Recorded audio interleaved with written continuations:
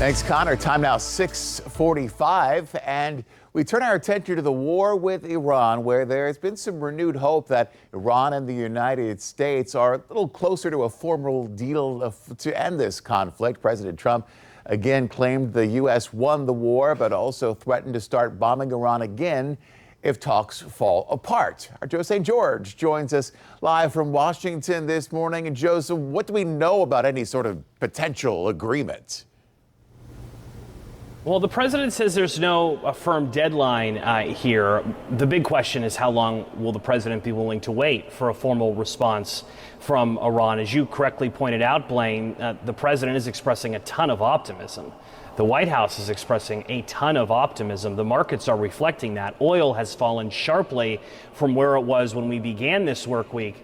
But we're not there yet. And at the same time, the president is threatening to reignite military combat operations should the Iran not agree to the terms of all of this. The president writing, and I'm going to quote the president here, "If they don't agree, the bombing starts, and it will be sadly at a much higher level and intensity than it was before." Now, Iran has sent mixed messages in the last 24 hours.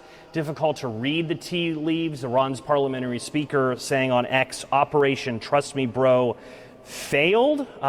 Difficult to really read too much into that. As far as negotiations, even though oil's fallen, right, gas prices remain high in Hampton Roads, and that's because while the two are connected, they're disjointed a bit. And experts have told us that even if the war were to end by the lunch hour today, it may be months before normal-ish like gas prices resume in Hampton Roads and around the country. Blaine, there's an event happening next week that we've got circled big, bold, red, black, you choose the color as to what it looks like, and that's President Trump's trip to China.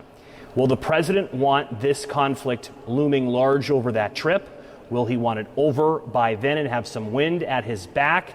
China increasingly impacted, more impacted by the lack of oil flowing out of the Strait of Hormuz than the United States. So China next week, I think it plays a big role, though, in what happens these next 24 to 48 hours. Joe St. George live this morning. Thank you so much for that update from Washington. Our time now is 6:47.